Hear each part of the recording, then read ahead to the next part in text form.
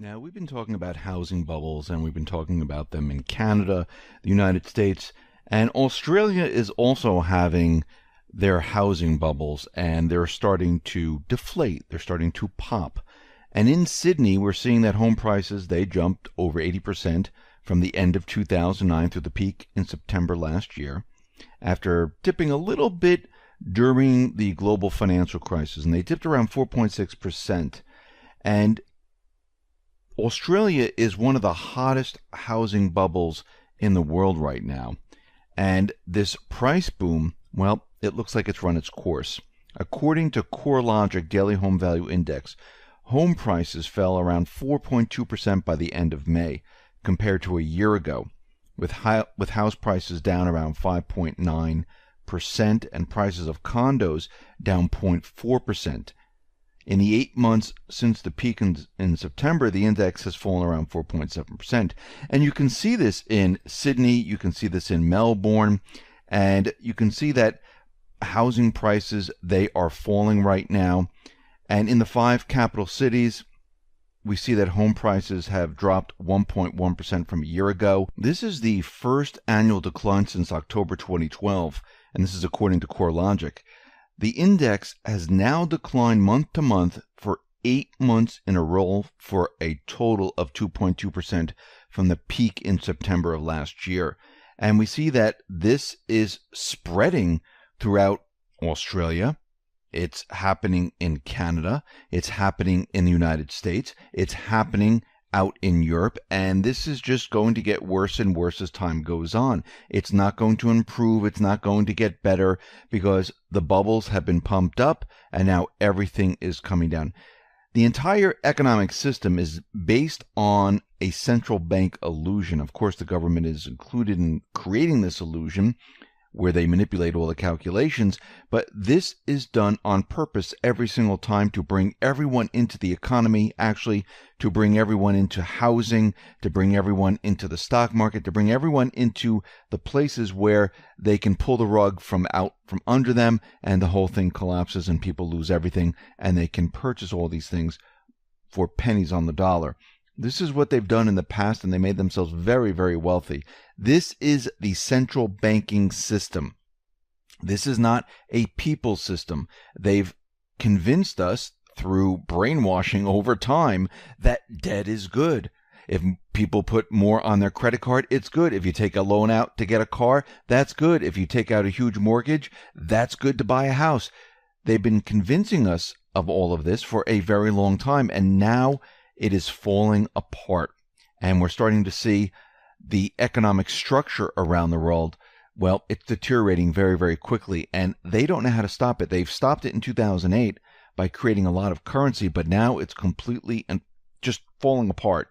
We see out in New Jersey, looks like the governor there, Phil Murphy, and his administration, they have a lot of problems in New Jersey, and it looks like things are completely imploding in New Jersey. Now, the state right now is pretty much broke. They don't have the funds to keep everything afloat, and they're trying to cut corners here and there. What's very interesting about all this with their state pensions is that they just hiked its expected return from 7% to 7.5%. Now, remember, this is based on the interest rate, and we know the interest rates, they're at the lowest point we've seen in a very, very long time. They're nowhere near that type of return. So what they're using is the stock market. If the stock market collapses, guess what? Pensions, they implode on themselves, and that's the end of that. And most of the pensions are based on a stock market return. And when everything goes south, it's really going to be a complete and utter disaster across the country. And the question we have to ask ourselves is, if the economy is so great, why are 78 million Americans hustling around for extra cash? Because the unemployment, as we've been told, is at 3.8%. And if it's so great, why do people need extra jobs? Why do they have 2-3 part-time jobs? So when we look at this, we have to say, what's going on here? Now remember, the everyday normal job that's dictated to us is 9 to 5. The people that have jobs, they're not working 9 to 5 anymore. They're working 4 hours in this job, 3 hours in this job. They might have another side job. And this is what they've been doing for a very long time to make ends meet. They've been trying to sell things on the side to make ends meet. And they've been selling, people out there have been selling whatever they possibly can. And when you look at this, the most popular side hustles are selling goods online, like Craigslist, eBay, house cleaning, yard work, babysitting, and these are people with jobs. Now, what has happened is everyone who had these high-paying jobs lost the high-paying jobs. They might have gotten another job, but it was for a lower salary, or they couldn't find that job in the same field, and they had to take a part-time job.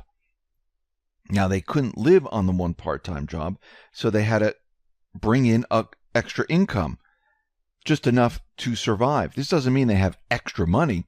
This means they're just making it every single day with what's coming in. And we see from what's called a Federal Reserve survey, and this is the survey of household economics and decision-making, well, it delves into how people feel about their economic lives and why they make decisions they do.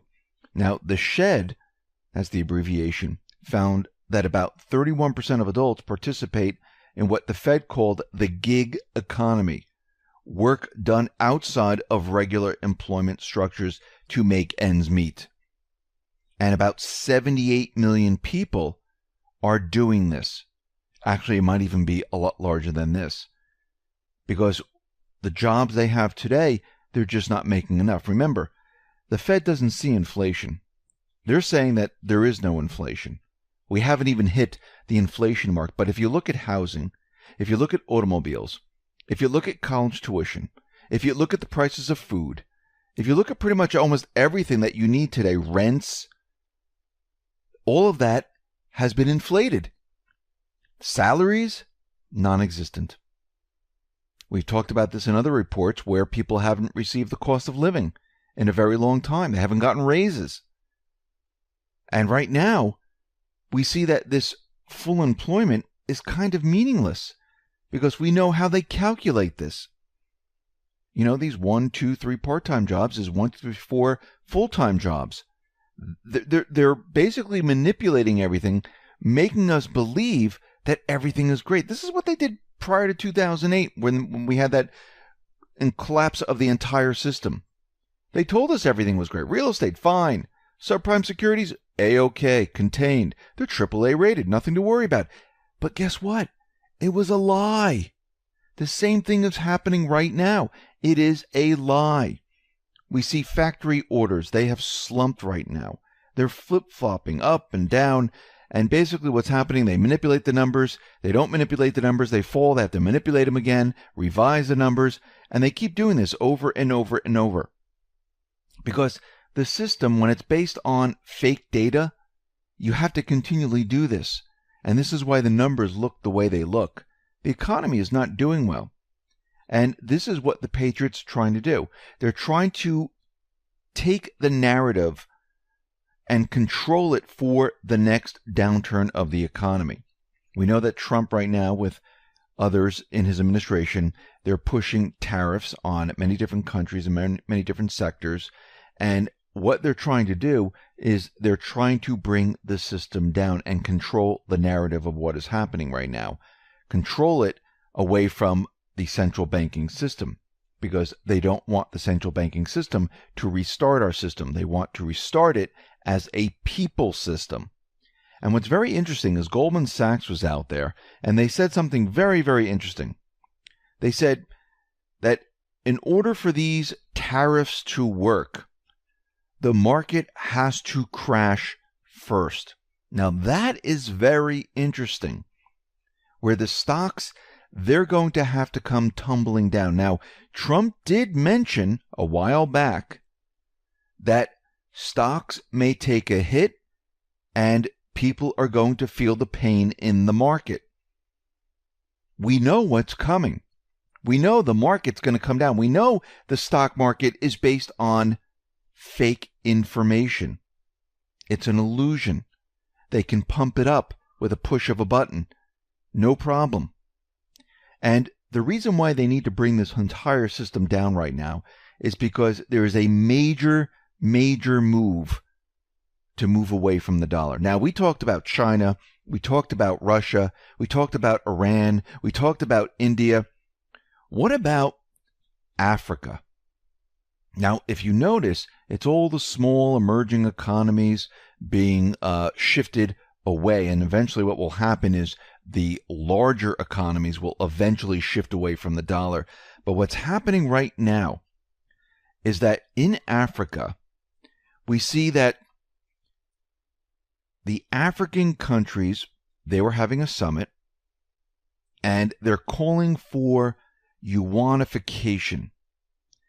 The reason why they're wanting to move to the yuan is because they're saying that most of their business in Africa is with China, not the United States. And there's no reason to use the dollar. Now, you're probably saying, well, what is this, like 1 or 2 countries? No, this is 14 countries where they're saying there's no reason whatsoever to use the dollar. We might as well use the yuan. Now, this is what they said. One of the issues we discussed, though, was that sometimes if you have borrowed from China, they want to bill you in US dollars.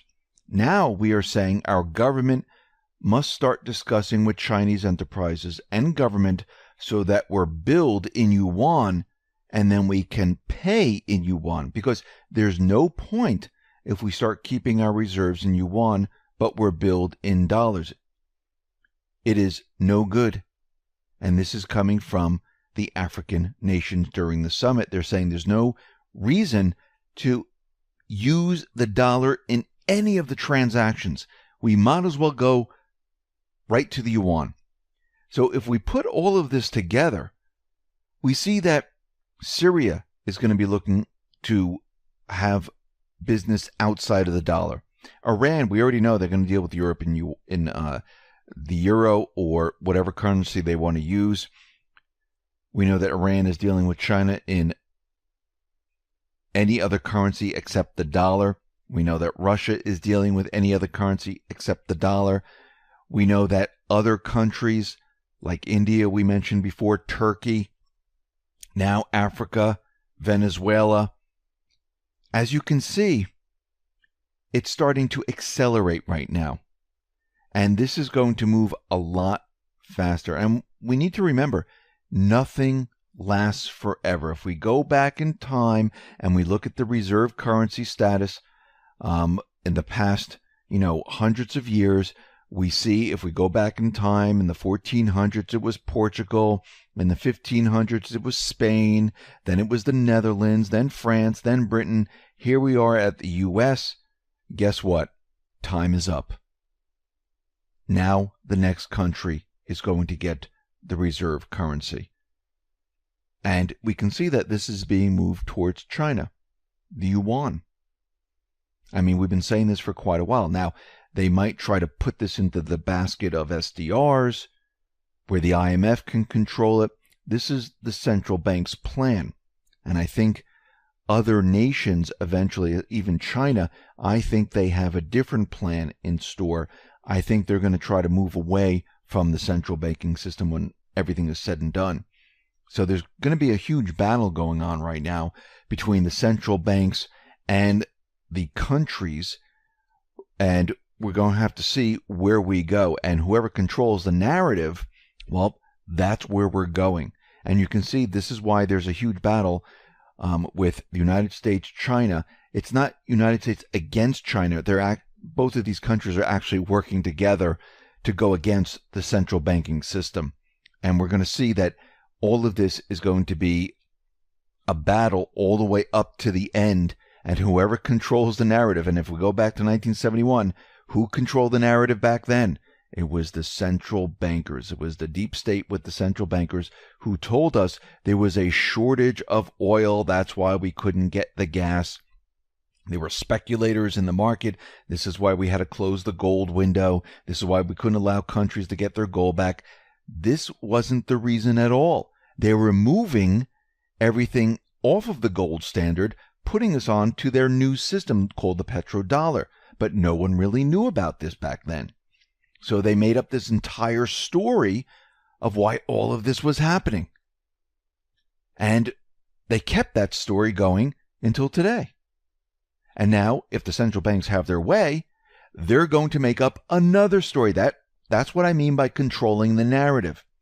If the patriots control the narrative, guess what? We're going to see an audit of the central banking system. The central banking system is going to be pushed out. That doesn't mean they're just going to go away. They're going to fight back any way they possibly can. Central banks have caused wars throughout history to keep their system alive. So here we are today, and we can see countries, they're starting to realize what is going on, and they're moving away from the dollar. This is accelerating, and it's just a matter of time before the United States is no longer the reserve currency, and everything will then change.